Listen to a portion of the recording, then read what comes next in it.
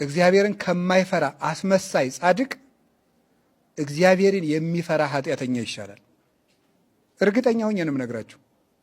ዳዊት ኃጢአት የወረሰው ሰው ነበር። እውነት ለመናገር ደጋግሞ በዝሙት የሚወድቅ ግን ማንን ይፈራ ነበር? እግዚአብሔርን ይፈራው ነበር። ወዲያው ኃጢአት ሰርቶ ጨንገር እንዳነሱበት ብላቴና አይኑ ብክን ብክን ብሎ ያለቅስ ነበር። እግዚአብሔርን ይፈራው ነበር። አንዳንድ ሰዎች ግን ተጠንቅቀው ነዋሪዎች ናቸው። ልባቸው ግን ከአንበሳ ይልቅ ይመራል፣ ደንዳና ነው።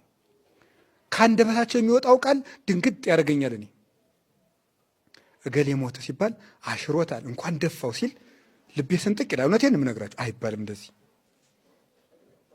ምን አባቱን ጆሮውን ቢለው ኑሮ ይላል። ነውር ነው። እንደዚህ ያለ የአውሬ ልብ ነው። በፍጹም በጠላትህ ሞት ደስ አይበልህ ቀን የሚያመጣውን አታውቅምና። ሰሎሞን ነው እንደዚህ ያለው። በጠላትህ ሞት እንኳን አትደሰት፣ ቀን ጥሎህ አንተም ትሞታለህ። ልበ ደንዳና አለመሆን፣ እግዚአብሔርን መፍራት ማለት እንደው ትልቅ ነገር እንኳን አለመናገር ነው። ትልቅ ነገር ልብ አፍን ይገልጣል። ከልብ ሞልቶ የተረፈውን አፍ ይናገራል ጌታ። ማቴዎስ 15 ላይ እስመ እምተረፈ ልብ ይነብብ አፍ። ከልብ ሞልቶ የተረፈውን ማን ይናገረዋል? አፍ ይናገረዋል።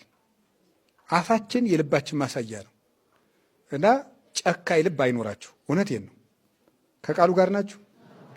እንደው ክርስትና ድራማ አይደለም። እንደምታውቁት ድራማ ተውኖ ሲወርዱ ሌላ መሆን ነው።